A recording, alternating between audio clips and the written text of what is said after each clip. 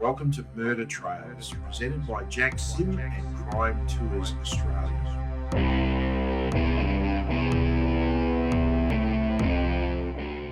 Warning, strong content. This episode of Murder Trails includes references to true crime, murder and homicide, and to people who are now deceased. For more information, please read our description.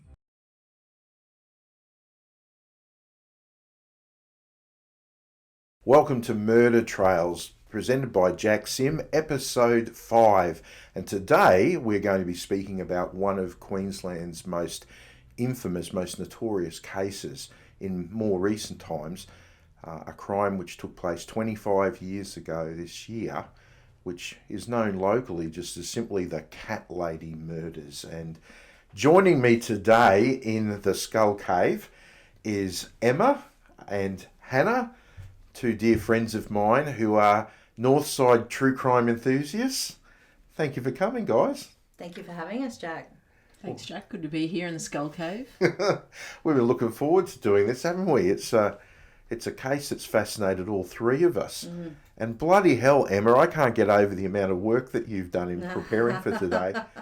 Yep. Well, there's a lot to uncover with this. There's a lot to dig into. There's a lot to chat about. It'll be good. It's a on one level, the crime sort of seems like it's solved, but then there are all sorts of sort of elements to it which tantalisingly remain sort of never been quite pinned down in many ways. So we're going to talk about that today. All right. Well, look, let's get underway. Emma, tell me what's your interest in it? What do you find so interesting about the Cat Lady murder? Oh, well, I've only just recently heard about the Cat Lady murder. And what I found probably the most intriguing is that I actually didn't hear about this when it was in the news in 1998. It's because you were watching Dawson's Creek, though. How old were you? I was 15. 15, yeah, so 15. Mid-teens. Yep. Living in Brisbane, a stone's throw from where this all unfolded. And yeah, I don't remember anything. I've only heard about it in the last 12 months. So I love, every time you read about this, every time you talk to people, one thing that comes up is a reference to it being so similar to an Agatha Christie novel. Yeah. But I don't think Agatha Christie could have written this. This is so irregular and so unique in so many ways. You've got a murdered lady. You've got embezzlement. You've got so many factors that are coming into play that could potentially be motives for the murder. That it's mind-boggling. If you did write the book, it would be a long book, I think, and plenty of colourful, interesting characters. I would definitely read it. Yeah, I think that's one of my takeaways from this crime. How old were you, Hannah, when this took place? 18. 18, so you guys are in your teens. I was just starting out my ghost and crime and history business in 1998, and I was at the time dating a young lady who was quite obsessed with cats. She owned a cat and she was quite obsessed with cats, and it was really quite the talk among anyone that owned a feline in Brisbane. The tragic death of the lady who is our victim in today's story. And but also I palpably remember that people were really horrible. If you didn't like ownership of a dog or a cat really divides people in society. For sure. Still does. If you like dogs, you often don't like cats, and if you like cats, you often don't like dogs. And I remember people saying the cruelest and most vicious things. That's Brisbane for you. Brisbane's always been a pretty cold and pragmatic and calculating sort of place, I've found, growing up and everything. And let's get into some of the details of the crime. Emma, I'm going to pass to you on this. Give us a bit of an overview of what actually happened. So basically what happened was a woman in her 50s was murdered in 1998 in Brisbane in Queensland, in an upmarket suburb called Wilston. Now, the murder... Wilston's on the north side of Brisbane, isn't it? It Just is. sort of near... The better side, yeah. The winning side. We're recording, folks, on the south side, and the roads are better here and the air's weird on the north side. It's debatable. Yeah. She was murdered somewhere between, and we're going to get into this quite heavily, but somewhere between the afternoon of Thursday the 26th of February and the night of Friday the 27th of February. She was murdered in her home and found 3 days later, Sunday the 3rd of March, and she was found by 4 acquaintances that she had. A person was convicted in 1999 for her murder and served 14 years, but still to this day denies any guilt. That there are corners of the internet that are still mumbling about whether that person was guilty or not. That person was a palm reader by trade, which makes this case even more interesting. And he was a member of the Spiritualist Church at Windsor. Had links to the Cat Protection Society of Queensland, which the victim was actually the president of. So buckle up, I say. Oh, wow, okay. Well, the crime was never really quite able, as you were saying, it was never able to really be determined exactly when the victim was killed. And she was killed at her home, wasn't she? Like in she lived in Wilston. She had a surgery, like she was a veterinarian. Yeah. And she had a surgery under her house. That's right, isn't it? Yeah. So in the early 90s, Queensland standards changed, which allowed Kathleen, who was the victim in this case and was a vet by trade, to actually practice minor things in her own home in a little surgery that she had built in downstairs. So things like vaccinations and checkups and caring for her own. She couldn't do actual surgery or anything like that. Right, I see. Yeah. Well, let's talk about the lady who was so terribly murdered. What was her full name? Tell us about her, Emma. So her full name was Kathleen Marshall. As I said, she was, we think she was 52, but I will come back to that. Such an interesting character. Her maiden name was Kathleen Lambourne, and she was born in Brisbane. She lived in a weatherboard home, as we talked about, in Wilston, and she had in the house somewhere around 22 cats. 16 in cages downstairs that were found on that Sunday afternoon when her body was discovered. And she also had 2 dogs as well. So she was an animal lover herself. But maybe if we were going to throw a little bit of shade, perhaps maybe not the best housekeeper. I don't know, what do you think, Han? Yeah, the police were a little confused because they, at first, when they were investigating and going through the home, thought she'd been ransacked. But her friends sort of confirmed that that's how her home was always presented. So I think she liked stuff by the sounds of it, and particularly her beautiful grand piano, which she loved classical music, and she was great on the piano. I think she studied in London, and bought the piano in London and had that flown back to Australia, which would have been really expensive. I think so. She obviously had such a strong connection and commitment to this piano, and funnily enough, that the pictures of the piano in her lounge room, there's a lot of material around it, but the piano itself, just you can tell it's beautiful. It's shiny. It has nothing on it. It has a pride of place in her home. So everything, the rest of the home and the property was untidy. It was, except for that beautiful grand piano that she had there. So you could tell where her love lay, and it was with her music and her animals. Yeah, fascinating. Wow. Another really interesting tidbit too. On the piano, interestingly, there was the Death March was open, on a sheet of music, on the piano, which is, we could talk about that, speculate anyway. Was that a coincidence, or was that something that perhaps the perpetrator did on purpose? Oh, really that's interesting, creepy, isn't it? I remember at the time, as much as people were talking about the murder of this lady that cared for cats, when we're going to get into that, but there was this sort of supernatural, spiritual kind of overtone, which also was discussed among people as well, whether that played some sort of role in all of this as well. so many rabbit holes here. So many rabbit Yeah. holes. And to be honest, they're all quite shallow, you know, but there's just a lot of them. So them. it takes time, yeah. I mentioned before that we didn't know quite how old Kathleen was, and I just wanted to clear that up really quickly. What's really strange is the documents for the Cat Protection Society of Queensland, which she was the president of, they actually record her date as her being born, her birth date, being born in Brisbane on the 11th of January 1946. However, vet registration papers from a clinic that she was working at Stafford, they list her birthday as the 1st of May 1944.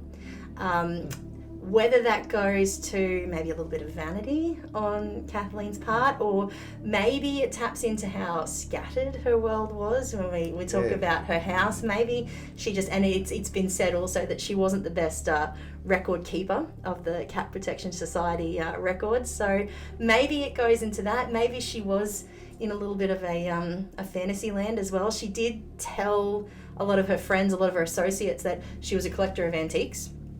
But then after she'd passed and the house was looked at and her assets were valued, came back saying there was nothing really of value in there except the piano.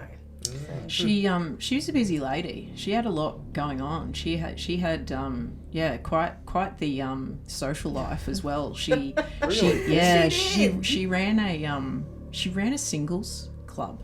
Really? Yeah, called Lepicure, and she would organise. They met roughly twice a month, and there was a criteria to get into this singles club. And Em and I were talking on the way over in the car. We wouldn't have got into this club, you know, like it was elite and really funny. For example, men had to have a degree, so that was one of Kathleen's specifications, and women had to have two. So women had to have two. Women Two had to degrees. have 2 degrees, yeah. Gee. So, and also if you rocked up, if you by chance got in, and then well, not by chance, by Kathleen's high standards, got into the group and then showed up at dinner, but your conversation wasn't witty enough or entertaining enough, you wouldn't be invited back. So, but I you know, all power to her, right? Like, you can't waste your life with having boring people around you. So there you go. That's right. That's true. She was fanatical about the organisation of this group too. By all reports, people had to actually RSVP and pay for their meal before they arrived. But I do know that she had reservations for the group to meet on the Friday night that we presume she was murdered. She had a reservation for Lisa's Chinese at Milton.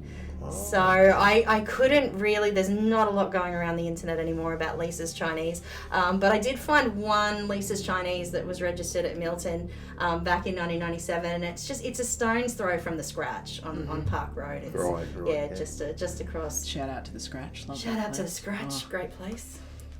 Lisa's restaurant ring a bell to you, Jack? Not- you're only no, a no. tad older than us. Yeah, I don't remember going. Dining. Well, I don't remember ever going there, but tucked away in Brisbane suburbs, you know, here and there were, you know, all, excellent like Italian restaurants and Chinese restaurants and different cultures, different groups. Would have their local kind of haunt that they would go to, and so that local ethnic community would support that restaurant. You know, Brisbane in Australia is much more multicultural today than it was back at that time, and Yeah, sure. going out to a posh restaurant that featured, you know, French, you know, cuisine or something was a real.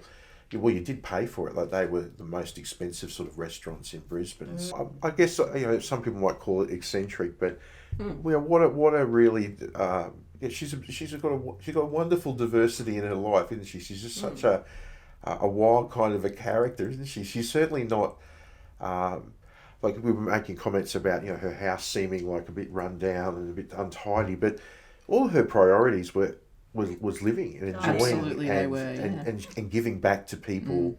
And Not, I don't you fault know. her for that. I No, think that's no. fantastic. And Yeah. she was she did a lot of advocacy too for the environment, and I think there's a really funny story. One time neighbours were complaining that a lot of the foliage at the front of her house was falling over the footpath, and they'd call the council to get it cut back. And the story goes that she had to be physically restrained so the council could cut that back for the pathway to be cleared. So she was passionate, if anything. Yeah, she was absolutely passionate about the environment and cats. My favourite anecdote, I was reading an article that she was quite a frequenter of Lyrebird, which is still around at QPAC there, the restaurant associated with QPAC. I've never been there once. Yeah. She was a fan there, but a fan of going there, but always ordered the brandy basket for dessert. And the staff are actually quoted in a newspaper article saying that she would quite often send that brandy basket back because it wasn't not up to enough brandy, maybe. I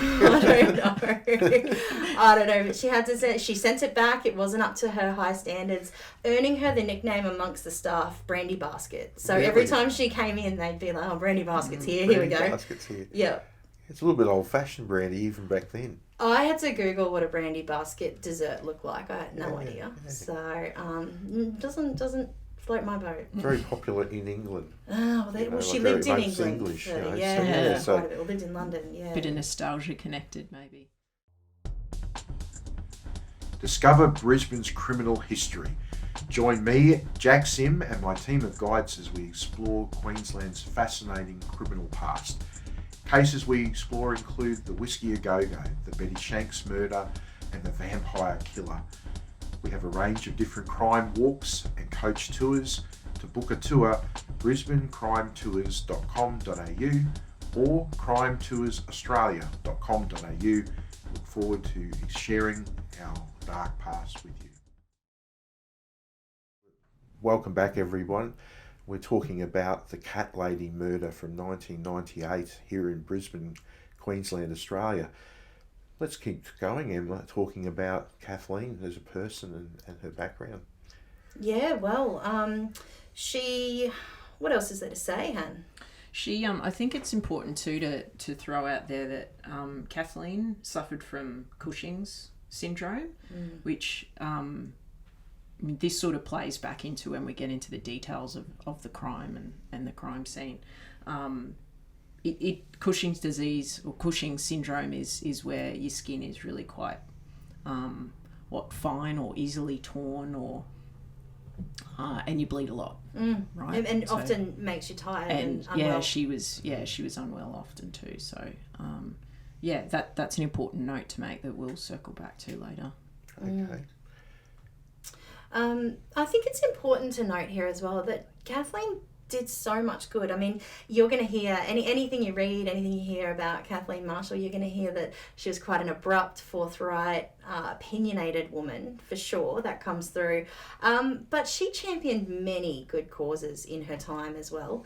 For example, she was president of Restore the Bellevue campaign. Oh, yeah. Yeah, is that familiar to you, Jack? Yeah, the Bellevue Hotel, one of the great iconic hotels of Queensland's past. It was located on George Street, just on the corner opposite Parliament House, opposite Botanic Gardens, and it was in a terrible state of decay. It was owned by the Queensland government, and basically they let the building deteriorate to the point where eventually the government had it demolished. But there was massive public agitation for years to save the Bellevue, to have it restored. George Street is today missing one of the most essential landmark buildings that was once there, now gone. It's never been returned, but she was part of the group that was trying to have it saved, restored and reinstated as what it was, an iconic element of Queensland. Yeah. Okay, good for her. Yeah. She also, after graduating from UQ's School of Veterinary Science, she donated $100,000 to the school, and they now have a building in her name, in her honour. That's extraordinary. Yeah. Yep. So. Was Kathleen affluent? Like, was she wealthy? She came into a lot of money, I believe. I mean, I think she was a vet, so I assume that, you know, it was well paying, but she did come into a lot of money when her father passed away, which was about 20 years before she died. Okay. She does have siblings, but she was the only beneficiary of that will. So truly. Yeah, which caused some ruckus amongst the family. I think they were estranged for a little while. Her family reached out to her a lot, but she wasn't interested in making amends, and she was 7 years divorced, I think, as well. So, you know, the money that she earned all went into, well, her social life and her societies, by the sounds of it. Yeah, good for her. Amazing individual.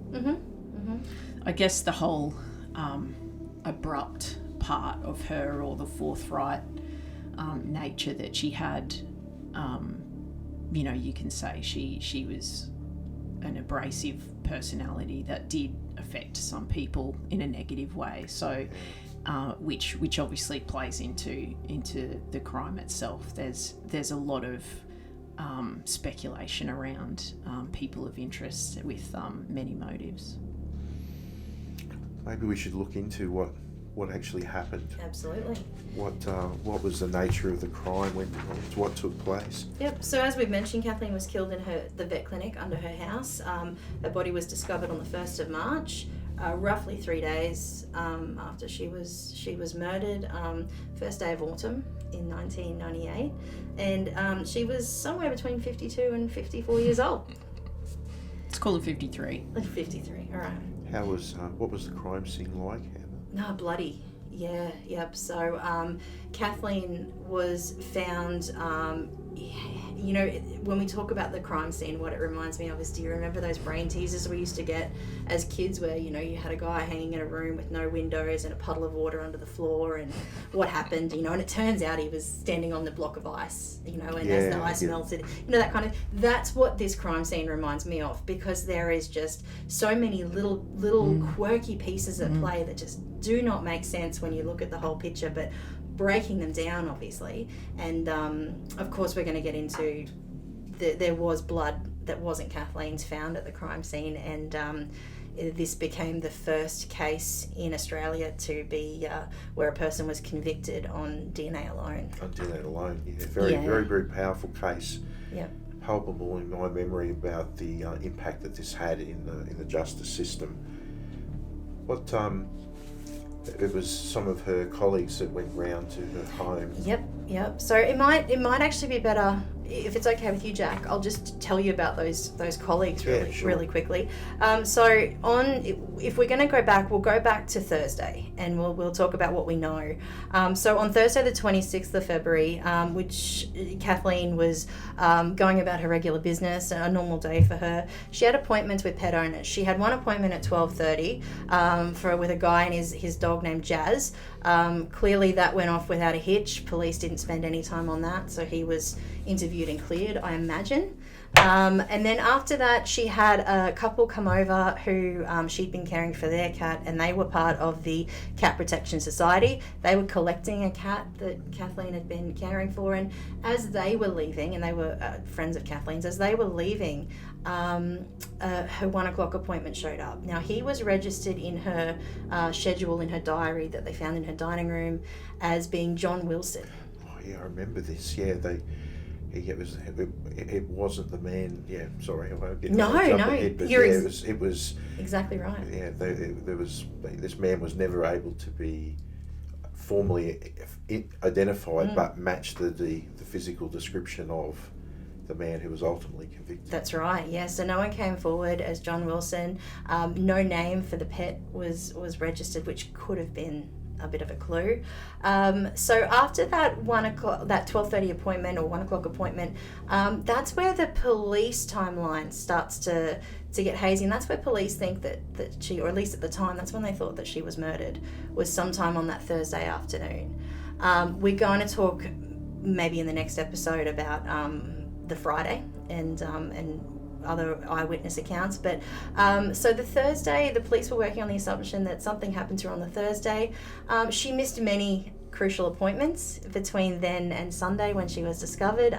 Obviously the Lepicure meeting at Lisa's Chinese at 7 o'clock that night, she was a no-show for, which was highly unusual. Yeah, that'd be That'd be a real red flag. Absolutely. Friends. Yep. And then on the Sunday, the Cat Protection Society of Queensland were having a meeting at the local primary school, or the local school, I should say. And she didn't show up to that one either.